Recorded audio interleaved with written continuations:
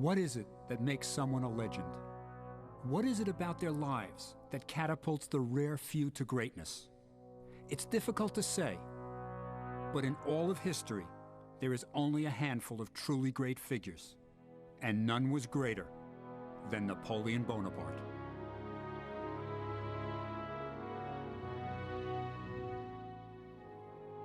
This is the tomb of the most famous ruler in the world, one of the most interesting and complex men who ever lived, and one of my favorite people.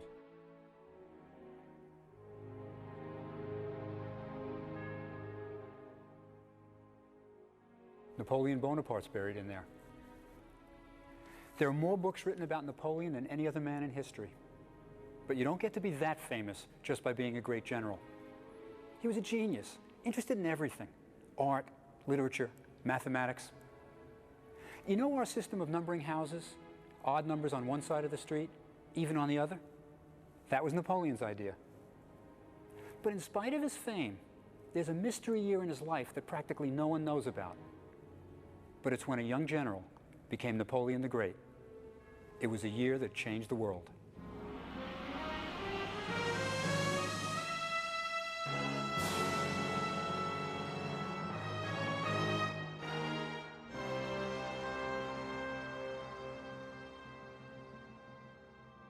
Our story begins 200 years ago in Egypt,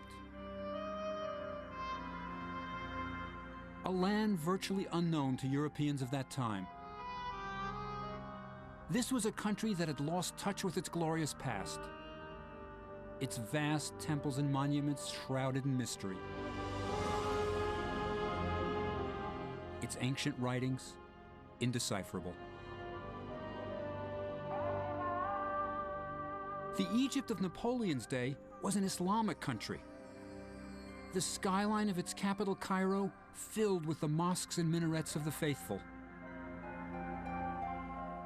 Bonaparte was only 29 and had just amazed the world with his military victories in Italy. He intended to establish his fame and glory by conquering Egypt. But why Egypt? Well, France was at war with Britain, and by conquering Egypt, Napoleon would block the trade routes to Britain's most valuable possession, India. There was another motive as well. Bonaparte was hungry for a new challenge. Europe, he wrote, is a molehill. Everything wears out. My glory is already past, and this tiny Europe does not offer enough of it. We must go to the east. All great glory has always been gained there. Seeking fame and glory, Napoleon would follow in the footsteps of his hero, Alexander the Great. He would sail for Egypt, that exotic land that for centuries had remained isolated from the Western world. After weeks at sea, the French landed near Alexandria, then a sleepy seaport, and they captured the city with little resistance. The country wasn't even ruled by Egyptians, but by Mameluke warriors who had seized control of Egypt. In the 13th century, the Egyptian Sultan bought 12,000 young slave boys, Mamelukes, from the Caucasus Mountains near Armenia, and trained them for an elite fighting corps. The Mamelukes soon overthrew the Sultan and had ruled from Cairo ever since. Soon, Bonaparte would have to fight them, but that was easier said than done. This is the Egyptian desert. It's hot, very hot. It goes up to 130 degrees in summer.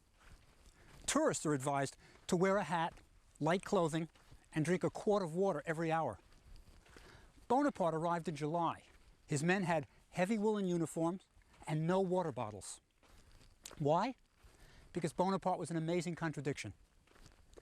He could manage minute details of his campaign, was a great strategist, but when he wanted something, he just wanted it. And now he wanted Cairo, which was 130 miles away. So he took his army, marched them through the desert with no accurate map, inadequate supplies, and hardly any water. Napoleon was economical with almost everything, except the lives of his men. As they marched across the desert, the heat was unbearable, and the troops began to strip off their uniforms. Crazed by the heat and lack of water, many dumped their rations. Who could eat dry biscuits when dying of thirst? The dust parched their throats and the sand burned their feet as the soldiers marched toward Cairo. To add to their misery, lakes and ponds shimmered on the distant horizon when none were there. The soldiers called them mirages, literally visions. Tormented by the prospect of water, only to find it was an illusion, some men lost their wits and committed suicide. When wells were found, they were emptied in minutes. Sergeant Francois wrote, "More than 30 soldiers died by those wells." When the soldiers finally reached the Nile, they broke ranks and threw themselves into the water. Some jumped in with their clothes and weapons, floating and swimming for hours, drinking as much as they could. Then they gorged themselves with watermelons from nearby fields. By the time they reached Cairo, many had dysentery. It was 3 weeks since the army left the Egyptian coast, and now they prepared for battle. The Mameluke battle line was drawn about a mile from the French. Behind them loomed the Great Pyramids. To the left, the mosques glittered on the skyline of Cairo. At 2 p.m., during the worst heat of the day, the French army prepared to engage the Mamelukes. The Mamelukes were no ordinary cavalrymen. An elite and proud fighting corps, they were unafraid of death. They believed they would go straight to paradise if they died in battle. Their tombs were large and elaborate.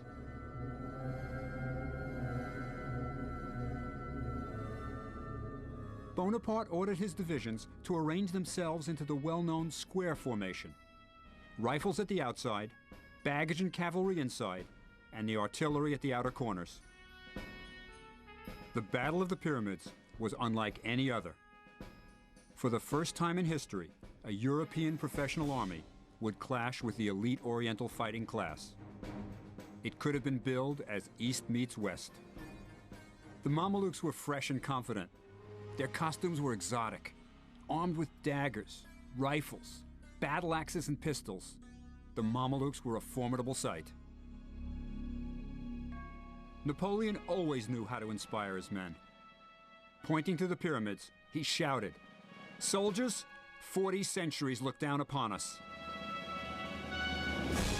The Mameluke cavalry charged the French squares. The disciplined French troops waited until the Mamelukes were almost upon them and met the charge with devastating firepower. The attack was repeated again with the same result.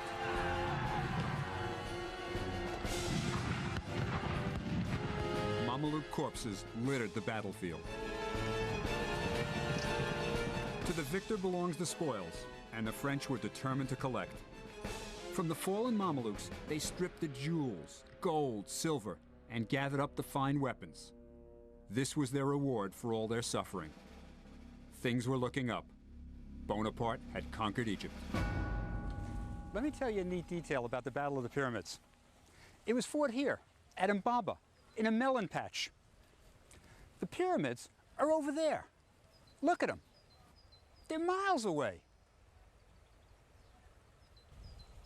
You see, Napoleon was concerned about how he'd go down in history.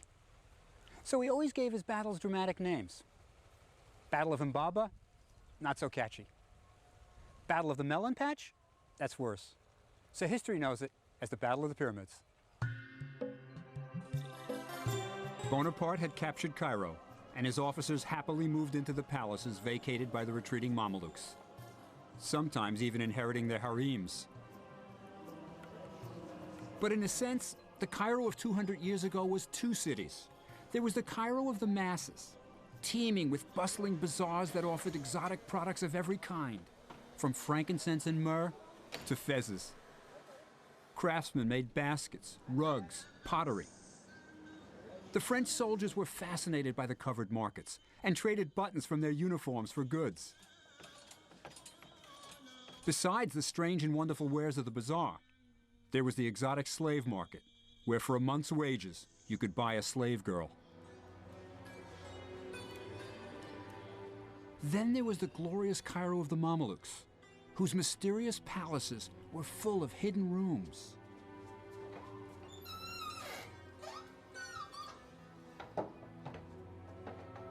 Where cloistered ladies of the harem peered from behind screens, watching the men talking and eating. The Mamelukes lived in great luxury, with mosaic floors and staircases of marble, alabaster, polished granite. There was a bath on every floor and windows with glass panes. Bonaparte occupied the house of one of the Mamelukes who had fled Cairo. But it wasn't all palaces and luxury. Napoleon had to deal with the fact that Egyptians, rich or poor, were bound together by one thing: a consuming devotion to their religion, Islam.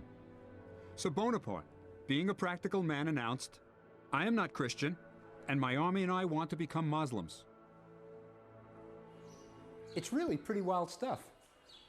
It's as if the President of the United States had arrived in Cairo and announced that he and his entire entourage was converting to Islam.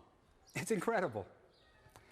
But you know, you have to remember, Napoleon has just been through the French Revolution. He's really a radical. And he's saying things that no other general on the planet would say. There was a small problem with conversion, however. Muslims do not drink alcohol, and the males are all circumcised. Two prospects that held little appeal for the French soldier.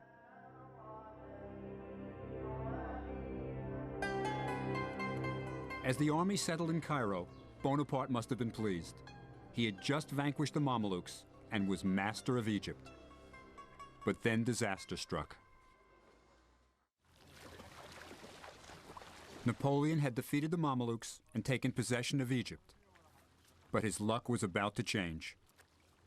In this bay at Abu Qir, on Egypt's Mediterranean coastline, Napoleon came face to face with disaster. You see, he wasn't alone. The British fleet, commanded by England's greatest admiral, Horatio Nelson, had been searching for their French enemy. And at Abu Qir, they finally cornered their prey. The French admiral had wanted to sail his warships to a safer anchorage, but Napoleon insisted they stay in the Egyptian waters. It was a decision that was going to cost him. That's because Abu Qir Bay is an admiral's nightmare, an unprotected, shallow bay that today is only used by fishermen who wouldn't dream of mooring overnight, let alone anchor there for a month. The French admiral, Brie, anchored his fleet as close to the coast as he dared and aimed all his cannons seaward in case Nelson found them, which is exactly what happened. At 2 o'clock, on the afternoon of August 1st, Nelson spotted the entire French fleet at Abu Qir Bay. If he waited for his fleet to catch up to him, it would be 6 o'clock before he attacked. With only a couple of hours of daylight remaining, Nelson decided to fight the most spontaneous naval battle in history. The French expected the British to fight in the accepted way, to wait until daybreak and then sail their ships opposite the French and fire away until one surrendered. But Nelson threw the rulebook away and sailed straight into the attack. As the British ships neared the French line, they saw that they could slip between the shore and the anchored French ships. Never expecting to be attacked from the shore, the French had no guns facing in that direction, and the battle became a rout. As the battle raged through the night, the roar of cannons and screams of the wounded and dying filled the air.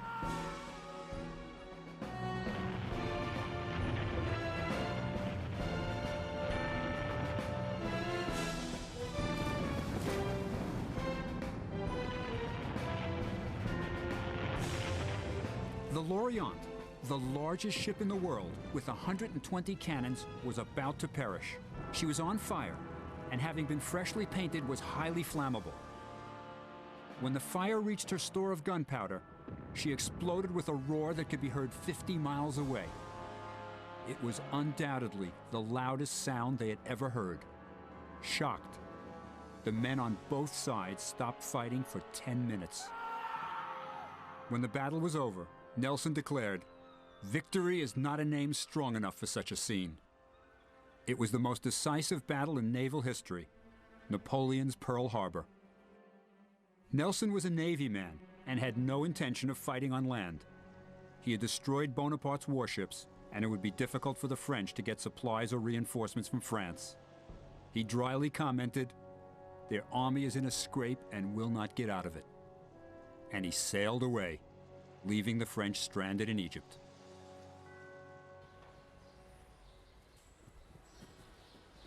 Imagine Napoleon's situation. His fleet is destroyed. He's stranded. He can't get supplies or troops from France. It's a military disaster. What's he going to do?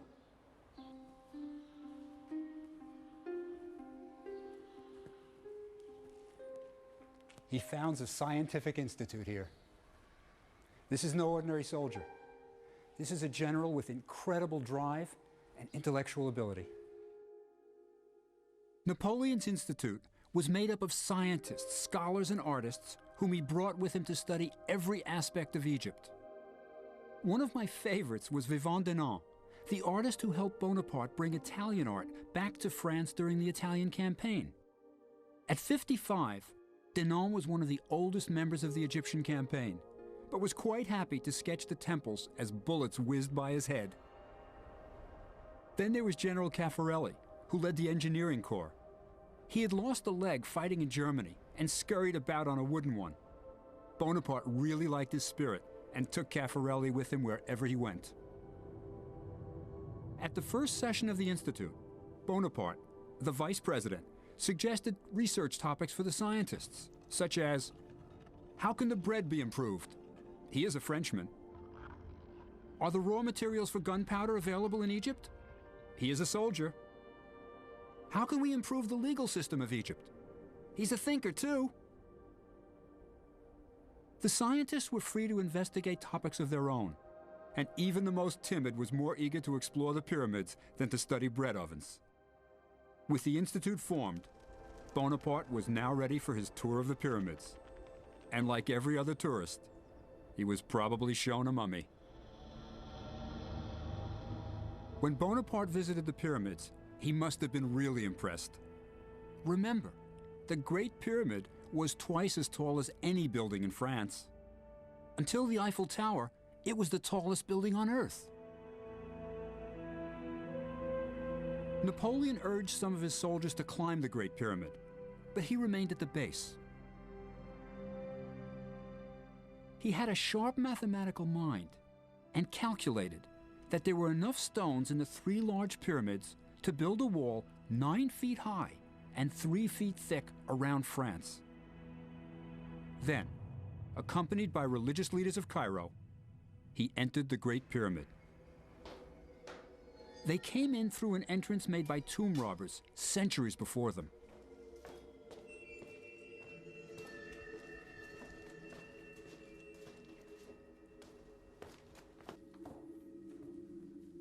Napoleon climbed up through this passage into the Grand Gallery. It would have been lit by torches. As he climbed higher and higher, he must have wondered what he was going to see. Then he entered the burial chamber of the pharaoh. When Bonaparte came in here with his entourage, it looked pretty much like today. Just a stone sarcophagus. The rest had been robbed thousands of years ago. Then he did the unexpected. He asked to be left alone in the king's chamber.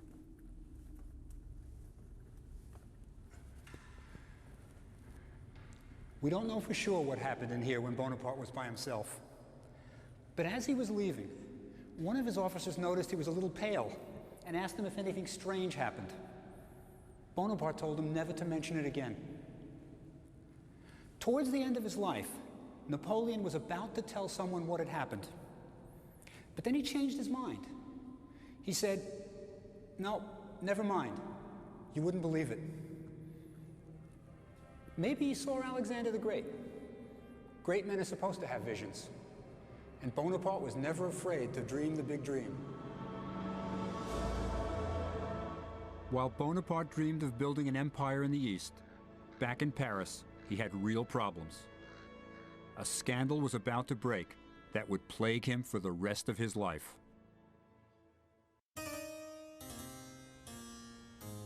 Before leaving France for Egypt, Napoleon had married Josephine, an older widow with a scandalous reputation. As soon as he was away in Egypt, Josephine began living up to her reputation for excess and self-indulgence. She spent her husband's money as if there was no end to it, and bought Malmaison, a chateau on the outskirts of Paris, which she lavishly furnished. She was indiscreet, running around Paris with a series of stylish young men. People began to talk. Napoleon chose to ignore the letters telling him of her infidelities and to dismiss the obvious. Napoleon really understood men. He could get them to do anything for him. But when it came to women, he didn't have a clue. Anyone who did wouldn't have married Josephine. But finally, Bonaparte was forced to accept the reality of Josephine's infidelities. Distressed by the knowledge of Josephine's trysts, Napoleon soon found solace in the arms of Pauline Faure, the 20-year-old wife of one of his lieutenants. Lieutenant Faure was quickly sent on a fool's errand to Paris, and Pauline moved into a mansion next to Napoleon's. While the affair flourished, the Scientific Institute began their study of Egypt. The artist Denon was overwhelmed by the sight of the Sphinx and wrote, "Although its proportions are colossal, those contours which have been preserved are supple as they are pure. The expression on the face is gentle, graceful, and serene. The mouth, with its thick lip, has sensuality in its sweep and refinement of the execution that are truly admirable. It is living flesh." Denon wanted to see the rest of Egypt, so he accompanied the French army pursuing the Mamelukes in the south. He would be the first to sketch the southern monuments from Egypt's ancient past. He would have a chance to wonder at the great temples, at Karnak and Luxor, sketch the mysterious carvings in the Valley of the Kings, gaze on the colossi of Memnon. He would record it all. His only fear was that he might not have enough time and materials. He did in fact run out of pencils, and solved the problem by melting lead bullets and improvising. We still call them lead pencils today. Overwhelmed by the antiquities of Egypt, Denon was constantly asking the soldiers for more time to draw the temples and tombs. He was the first professional artist to enter the Valley of the Kings, the legendary burial place of Egypt's pharaohs. Denon had never seen such a landscape. An isolated valley, gleaming white in the sun, totally devoid of life. And carved into the sides of the valley were what looked like caves, half clogged with debris. Inside were the tombs of the kings. He was desperate to record the tomb paintings with their vibrant colors. How was it possible to leave such precious curiosities without taking a drawing of them? How to return without a sketch to show? I earnestly demanded a quarter of an hour. I was allowed 20 minutes. One person held a taper to every object that I pointed out to him, and I completed my task with spirit and correctness. Denon wasn't the only scientist working in the Valley of the Kings. Two of the youngest members of the Institute, René Devilliers and Prosper Jollois, were having the time of their lives.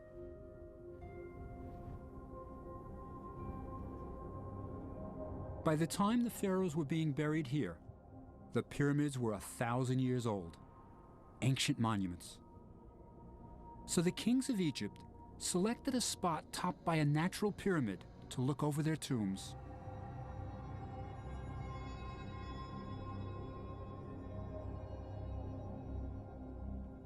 The two young engineers, in high spirits and seeking adventure, climbed out of the Valley of the Kings into a second valley that held no known tombs. They discovered one.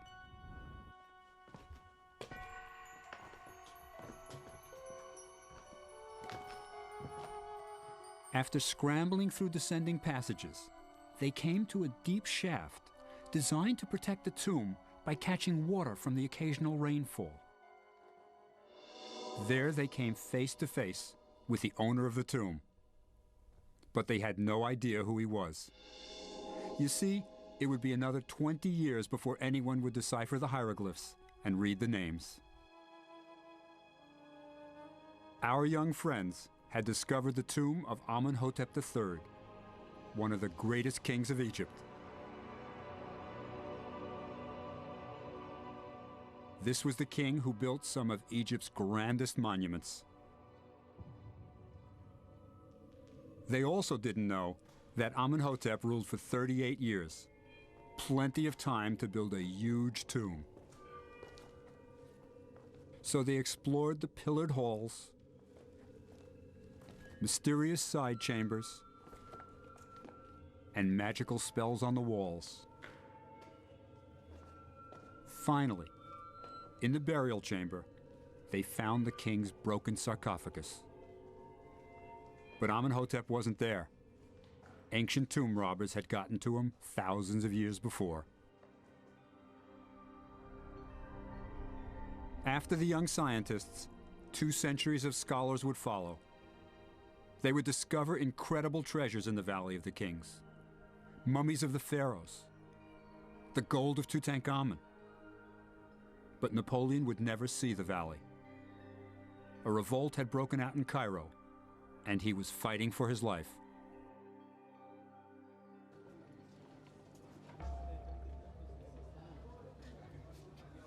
The Cairo coffee houses, just as today, were where Egyptians gathered to smoke and drink strong Turkish coffee. Don't ask for latte here. The talk was inevitably of politics and the French invasion, but the whispers were of revolt.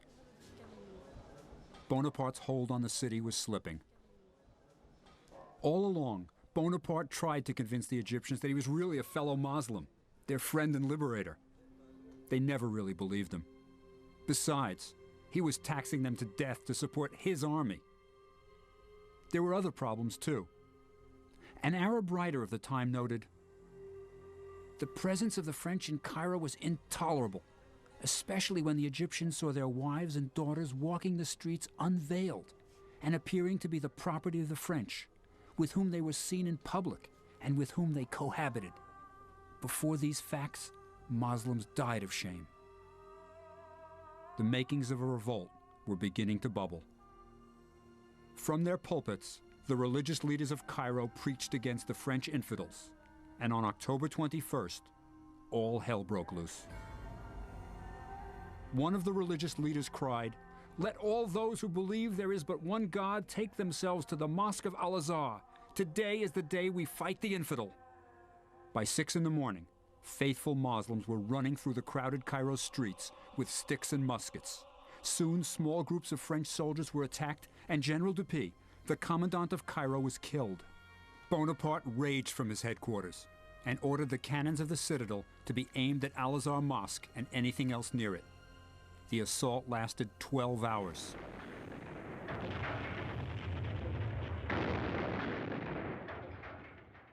One Arab account says this bombardment was so terrible that people ran into the streets to hide in holes. Finally, the Egyptian rebels hiding in the mosques surrendered. To this day, you can see the scars of the bombardment. This is where Napoleon really blew it. His soldiers entered this mosque on horseback. This is outrageous. You don't even enter a mosque with shoes on. No supporter of Islam would ever permit that. The revolt of Cairo may have been over, but so was any chance Bonaparte had of Muslim support. When the sheikhs came to Bonaparte the next day, he appeared to be forgiving. He even commissioned a painting of him pardoning the leaders. "I know many of you have been weak, but I would like to believe none of you is guilty." But when the sheikhs left, Napoleon ordered all those who had taken up arms against him be rounded up and taken to the army's headquarters in the citadel. There, secretly, in the middle of the night, the rebels were beheaded and their bodies were thrown into the Nile. Napoleon was learning how to behave like a Middle Eastern dictator. Bonaparte had been in Egypt a mere 4 months, but a lot had happened. He had defeated the Mamelukes, established a scientific institute, lost an entire naval fleet, crushed a revolt, and discovered that his wife Josephine was unfaithful to him. Now he faced another problem. The Turks were massing troops in the Holy Land. So Bonaparte decided to march out and destroy them before they became a real threat to him. His army passed through village after village with no resistance, and then they reached Jaffa, today a suburb of Tel Aviv. Within the walled city, 3,000 Turkish troops combined with the citizens to resist. Bonaparte bombarded the city with everything he had.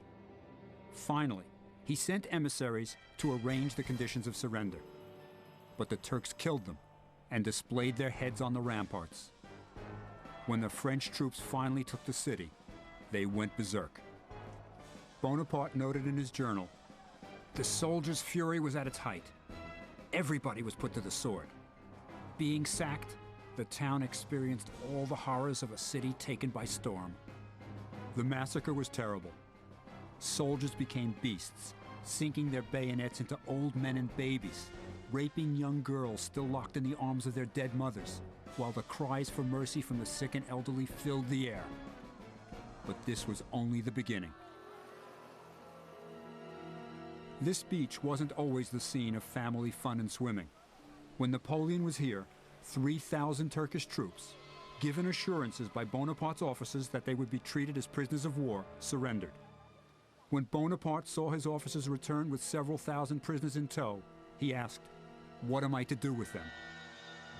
To escort the prisoners back to Cairo would take too many soldiers. To keep them with the army was too cumbersome. To feed them, impossible. To set them free, unthinkable. Something horrible happened here 200 years ago. Napoleon had the 3,000 Turkish prisoners killed. They were marched to this beach. The French opened fire. Pretty soon the sea was red with their blood. And then the French were told to use their bayonets to save ammunition. This massacre could never have happened in Europe. But Napoleon wasn't in Europe, and he was behaving like a Middle Eastern despot. You know, it took 3 days to kill all those Turkish prisoners. Even Turks who swam out to distant rocks were hunted down and bayoneted to save bullets. Bonaparte would need all the ammunition he had. His problems were only beginning.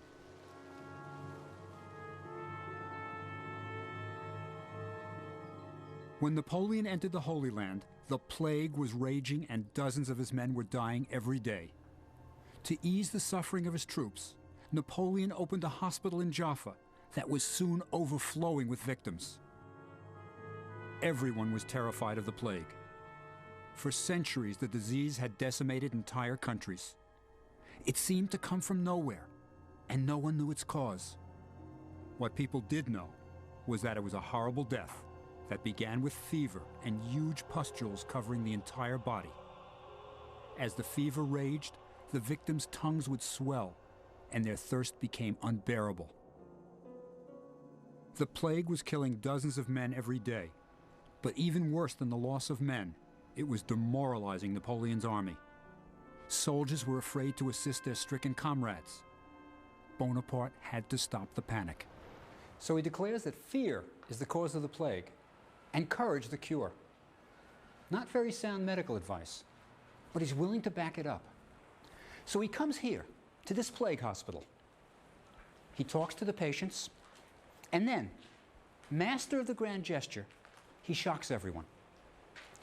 Lying at his feet is a hideous corpse. The soldier's uniform is stained by burst pustules. What does he do? He kneels down here, picks up the dead man, carries him to a more dignified resting place, and places him down. Say what you will about Bonaparte. He wasn't afraid. That's why his armies would do anything for him. Later, Bonaparte would have this event immortalized in a painting, where the dead soldier is shown as alive, and the hospital appeared far grander than it really was. better for the legend. As horrible as it was, the plague was not the fiercest of Bonaparte's opponents. That was yet to come. When Napoleon's army reached the city of Acre, they faced one of the cruelest tyrants in the Holy Land, Djejer Pasha. Djejer was called the Butcher because most of his servants were missing an ear or an eye, the punishment for making a mistake. Djejer's fort, which defended the city of Acre, was almost perfectly situated, with only one heavily fortified side facing the land. That was a crucial point in the battle to follow. You see, there are two basic tactics if the enemy is protected in a fort. A, set up your camp around the fort and starve him out. B, storm the fort. But Bonaparte couldn't starve him out. The enemy English fleet sailed up to the fort and supplied Djejer Pasha with all the provisions he needed. That leaves Plan B, storm the fort. But there was a problem here too. The fort was very well protected, with some of the newest and largest cannon in the whole Middle East. Napoleon had lost all his heavy artillery to the British Navy. And to attack a fort like this, without heavy weapons on your side, is military suicide. Any other general would have given up. So what did Napoleon do? He attacked the fort. Like I've said, he's 29 years old, and he's never lost a major battle. But the assault would be extremely difficult. The British had placed cannons on a small island just offshore to protect the fort's most vulnerable area, the city's main gate. Napoleon's one-legged Caffarelli realized they would have to attack the area of the fort furthest away from the British gunships. So he chose to attack a corner tower. Once it was breached, the French could storm the fort, but to get to it, they would have to cross a moat. Caffarelli stomped around supervising the operation. The French were camped a quarter of a mile from the moat, so an engineer was sent to scout it, but he was killed by a sniper.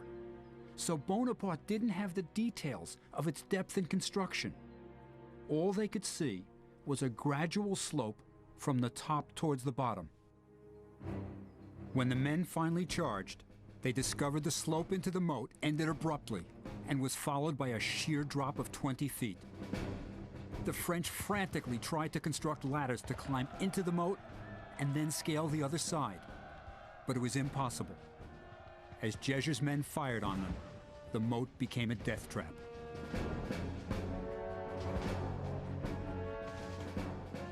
Napoleon hated sieges because troops were forced to attack one small area.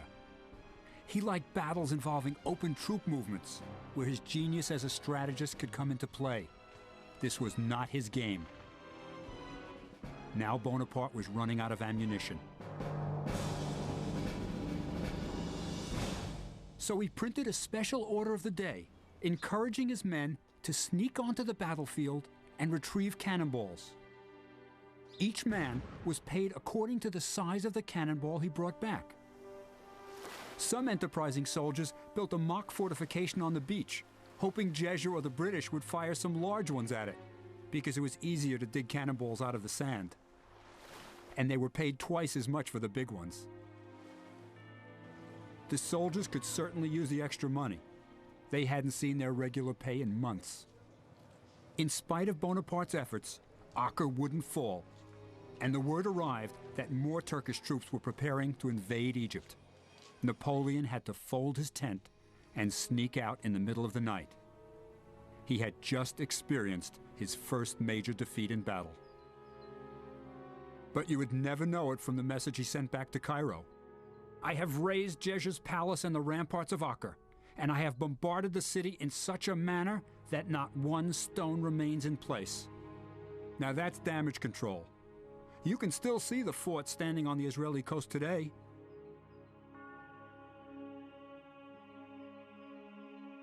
But the one thing he couldn't disguise were his losses. Bonaparte's favorite, one-legged Caffarelli, had his arm shattered by a cannonball, and died 18 days later. He's buried here. Caffarelli's in there. He's minus a leg and an arm. But that's not all he's missing. Bonaparte had his friend's heart removed and mummified so he could bring it back to France with him. That's the kind of thing that made him a legend. Who would think of doing something like that? As I said before, this is no ordinary general. As the army marched back to Cairo, Bonaparte was faced with difficult decisions. Many of his men, too sick to be moved, had to be left behind. Those who could travel were carried on horses and camels. But the animals were also needed to pull the field guns, and Napoleon didn't have nearly enough. When they reached the city of Tentura, 22 cannons were dumped into the sea, freeing more horses and camels to carry the wounded. The surgeon Larrey devised a camel ambulance. Bonaparte walked.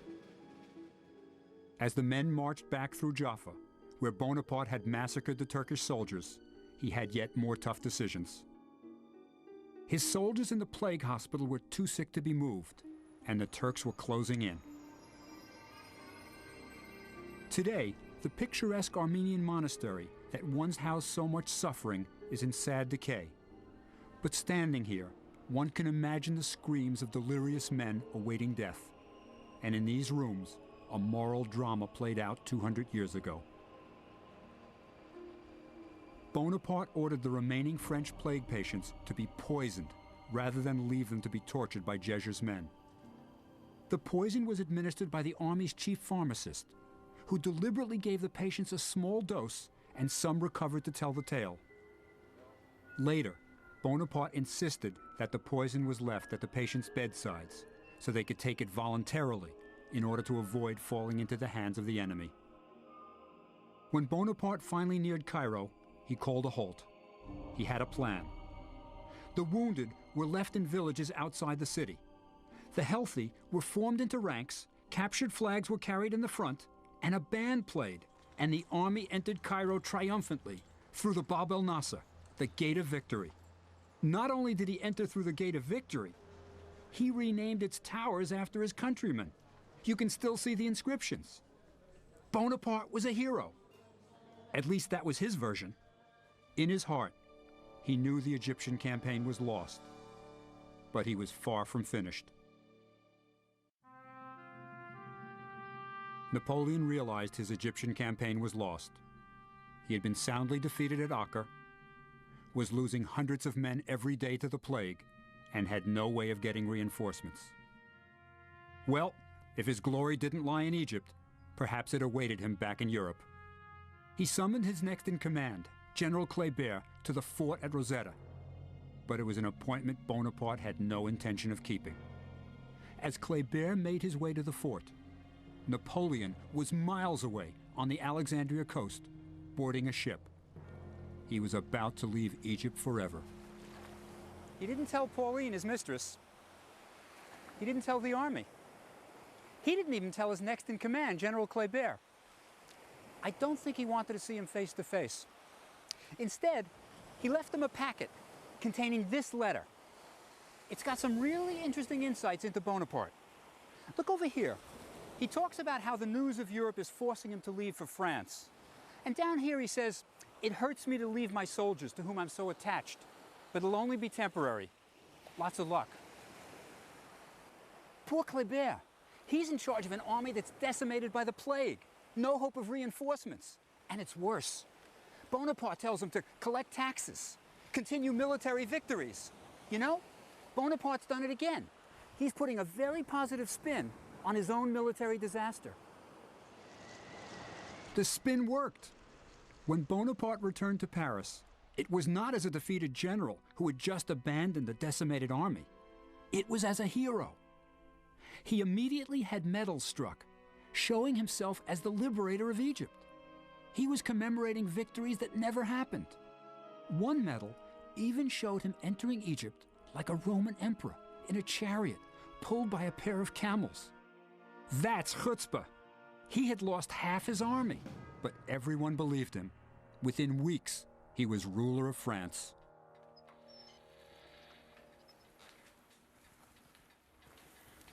Well, as I said before, Napoleon knew how to spin his own legend, but he sure didn't know much about women.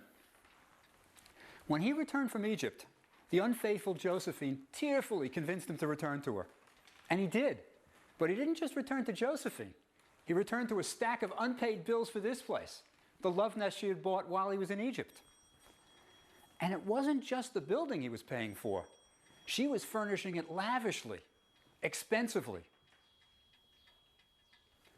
Bonaparte may have been unhappy about the bills he had to pay, but let me tell you, it's a great place to run a country from.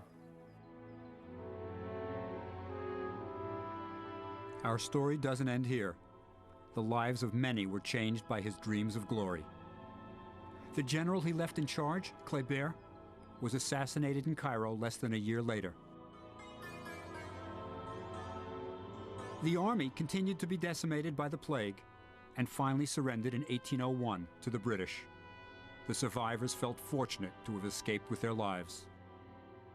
The scientists? They continued to collect their antiquities, birds, and plants until the day of surrender. When they learned that all of their drawings and collections were going to be confiscated, they said they would rather go to England with their specimens than return home to France without them. The British kindly let them keep everything. Well, almost everything. You see, some of the scholars spent their time copying hieroglyphic inscriptions, hoping it would lead to the decipherment of the ancient language. Then they got their break. As the soldiers were shoring up the foundations of the fort at Rosetta, they came upon ancient blocks inscribed with hieroglyphs. One, a large stone, bore the same inscription written in ancient Egyptian and Greek. They knew they had stumbled upon something very important. The British wouldn't let the French keep the Rosetta Stone and took it back to England, where you can still see it today in the British Museum. 20 years later, the French scholar Champollion, using the Rosetta Stone, cracked the code and read Egyptian hieroglyphs for the first time in 2,000 years. So the deciphering of hieroglyphs came out of Napoleon's quest for glory. It was the beginning of modern Egyptology, perhaps Napoleon's greatest legacy. And Napoleon? Well, if you remember your history, he eventually crowned himself emperor. But in the end, his impatience and overconfidence did him in.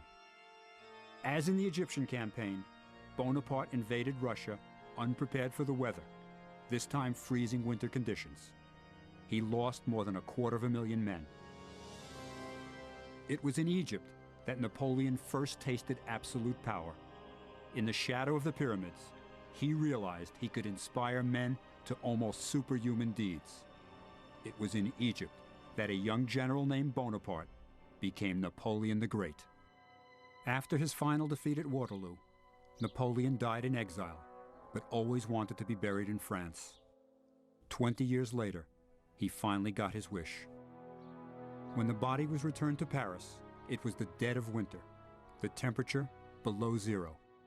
Napoleon's body moved through the streets in a gilded temple-shaped hearse draped in purple and gold. Old soldiers, veterans of Waterloo, Russia, and the Egyptian campaign, lined the streets in ill-fitting, tattered uniforms to salute their emperor one last time.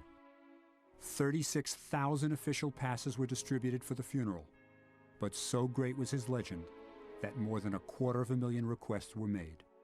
In spite of all his failings, Napoleon Bonaparte was a great man, a visionary who saw no limits, and his men were proud to have been part of his vision. So he lies here, under a great dome. His epitaph? Let him rest in peace beneath this dome. It is a helmet for a giant's head.